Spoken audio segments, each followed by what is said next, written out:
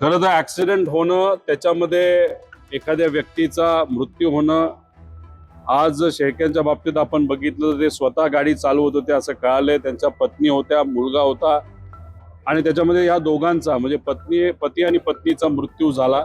मुलगा सिरियस आहे असं आम्हाला कळतंय. मुलगा त्यातून रिकव्हर होईल अशी अपेक्षा आपण सर्वजण करू. शेळकेचा जर मृत्यू होत असेल तर ह्याला योगायोग म्हणायचं का काय म्हणायचं? त्यामुळे या ऍक्सिडेंटचा तपास झाला पाहिजे असं आमच्या सगळ्यांचं मत. खरं तर ऍक्सिडेंट होणं, त्याच्यामध्ये एखाद्या व्यक्तीचा मृत्यू होणं, आज शेळक्यांच्या बाबतीत आपण बघितलं तर ते स्वतः गाडी चालवत होते असं कळालंय. त्यांच्या पत्नी होत्या, मुलगा होता आणि त्याच्यामध्ये या दोघांचा म्हणजे पती आणि पत्नीचा मृत्यू झाला. मुलगा सिरियस आहे असं आम्हाला कळतंय. मुलगा त्यातून रिकव्हर होईल अशी अपेक्षा आपण सर्वजण करू. योगायोग बघा, खराताचं प्रकरण सापडलं जातं, त्याच्यामध्ये मोठ्या मोठ्या नेत्यांची नावं बाहेर यायला लागतात. व्हिडिओ अनेक लोकांना मिळालेले आहेत, पण या काही लोकांनी, सत्तेतल्या लोकांनी फक्त सामान्य लोकांचेच व्हिडिओ प्रसिद्ध केलेले आहेत. मग हे व्हिडिओ असणं, काळी पूजा करणं, काळ्या पूजेच्या पाठीमागे कुठला तरी हेतू असणं, दादांचा ऍक्सिडेंट होणं, पैशाची उलाढाल मोठ्या प्रमाणात होणं, हवाला होणं, दादांचा ऍक्सिडेंट ज्या दिवशी झाला त्याच्या आदल्या दिवशी, त्या दिवशी आणि दुसऱ्या दिवशी खराताच्या बँक अकाउंटमध्ये मोठी आर्थिक उलाढाल होणं आणि देशाला सोडून बाहेर जाण्याचा प्रयत्न हा खरात त्या ठिकाणी करणं आणि खराताच्या आजूबाजूला सत्तेतले अनेक नेते त्या ठिकाणी असणं. त्यामुळे हे सगळे जे विषय ते इन्व्हेस्टिगेशनसाठी, तपासासाठी आपल्याला फार महत्वाचे आहेत.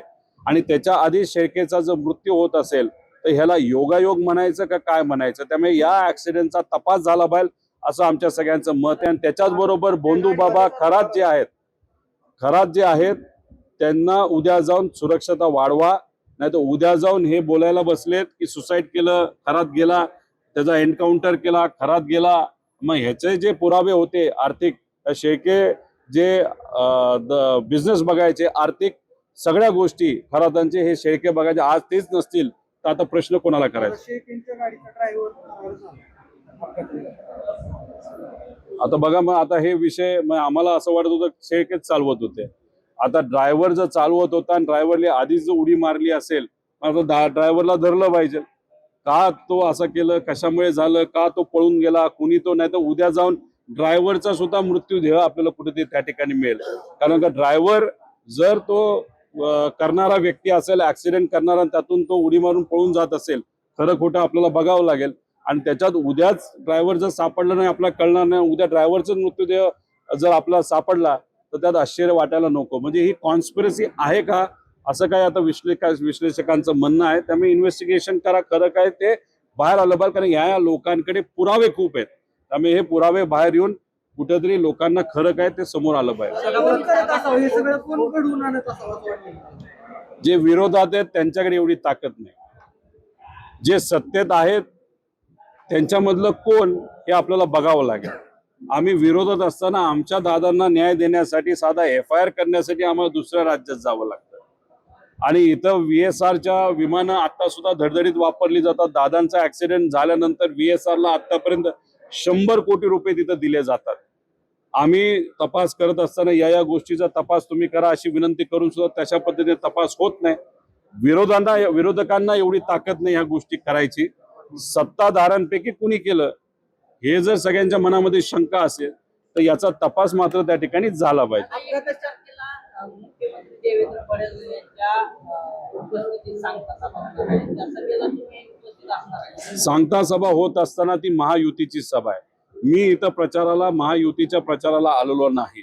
मी इथं व्यक्तीच्या प्रचारासाठी आलेलो आहे. भावनिक दृष्टिकोनातून आलेलो आहे. सुनेत्रा काकींच्या प्रचारासाठी आलेलो आहे. अजितदादांच्या कार्याकडे, त्यांच्या प्रती असणारा आदर, प्रेम या मनामध्ये असल्यामुळे आम्ही प्रचाराला आलो आहे.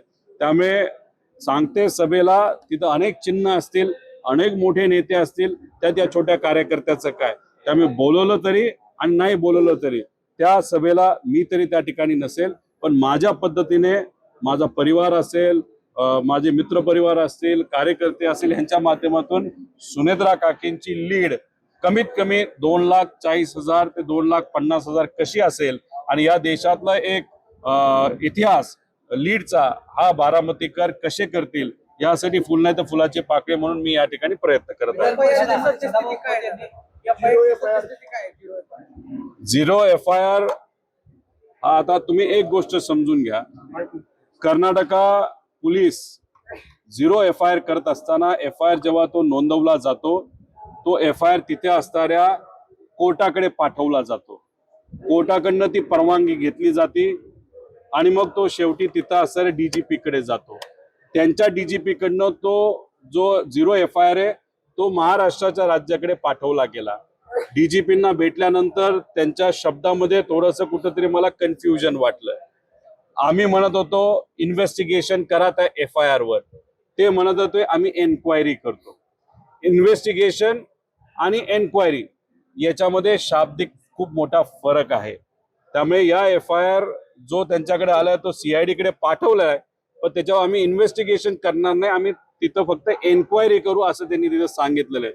त्यामुळे हा शब्दाचा खेळ न करता एवढा मोठा नेता गेलेला आहे, त्यामुळे इन्व्हेस्टिगेशन झालं पाहिजे, FIR हा स्वीकारला गेला पाहिजे आणि FIR वरच इन्व्हेस्टिगेशन झालं पाहिजे अशी आमची सगळ्यांनी मागणी आहे. तुमच्यावरती टीका केली आहे. सदाभाऊ खोत म्हणतात की रोहित पवारांचा पुरोगामीपणाचा ग्रुप पटलेला आहे आणि रोहित पवार हे डबल ढोलकी वाजवणारी मंडळी आहे. योग्य व्यक्तीबद्दल तुम्ही विचारलं असतं तर मी उत्तर दिलं असतं. दुसरं कोणाचा प्रश्न असेल तर मला विचारा. फलित काय, लोकांचा संपर्क, तिथं जाऊन लोकांना भेटून लोकांच्या मनामध्ये असणारं जे दुःख आहे ते हलकं करण्याचा प्रयत्न आम्ही करत होतो. तिथं गेल्यानंतर जे कोणी लोक समोर असायची त्यांच्या सगळ्यांच्या डोळ्यामध्ये अश्रू असायचे. अजितदादांच्या प्रती त्यांचा आदर आणि प्रेम तर आहेच, तसं माझं सुद्धा आहे. मी तिथं प्रचार करून काही वेगळं होणार नव्हतं, पण शेवटी विनंती पवार परिवाराकडनं करणं ही आमची जबाबदारी आहे. त्यामुळे तिथं असणाऱ्या बारामतीकरांनी तर ठरवलेलं आहे, पण बारामतीकरांकडे जाऊन विनंती करणं पवार कुटुंबियाच्या वतीने ही आमची जबाबदारी आहे. त्या अनुषंगाने आम्ही तिथं गेलो आणि हे सगळं केल्यानंतर एक मात्र गोष्ट इथं सांगतो, जे कुठलं मतदान होईल त्यातलं 97 ते 98% मतदान हे सुनेत्रा काकींना होणार आणि त्यांची लीड इतिहासामध्ये कधी एवढी लीड कोणाला मिळाली नाही. एवढी लीड ही सुनेत्रा काकींना लोक अजितदादांच्या कार्याकडे बघून 100% देतील एवढा विश्वास मात्र या 3 दिवसामध्ये प्रचार केल्यानंतर 60-70 गावामध्ये गेल्यानंतर त्या ठिकाणी मला वाटतं. विधान परिषदेमध्ये उद्धव ठाकरेंना तुम्ही पाठिंबा द्या. उद्धव ठाकरे साहेबांच्या पक्षाने पवार साहेबांना पाठिंबा दिला, पवार साहेबांना मदत केली, काँग्रेसनी मदत केली व त्याच्याच बरोबर तसं बघितलं तर सत्तेतले काही जे पक्ष होते त्याच्यामध्ये खास करून एकनाथ शिंदे साहेबांनी मदत केली. भाजपली सुद्धा उमेदवार दिला नाही, एकनाथ शिंदे साहेबांनी उमेदवार दिला नाही, पण याच्यामध्ये सगळ्यात जास्त मदत इंडिया आघाडीकडनं नाहीतर महाविकास आघाडीकडनं उद्धव ठाकरे साहेबांची झाली आणि काँग्रेसची झाली. त्यामुळे उद्या जाऊन उद्धव ठाकरे साहेब जर MLC साठी उभे राहतील तर डोळे झाकून त्यांना मदत आमच्या पक्षाकडनं होईल असं कार्यकर्ता म्हणून त्या ठिकाणी मला वाटतं. जो कुठला निर्णय असेल तो काँग्रेस, उद्धव ठाकरे साहेबांचा पक्ष आणि आमचा पक्ष आणि आमचे नेते एकत्रित बसून योग्य निर्णय त्या ठिकाणी घेतला जाईल.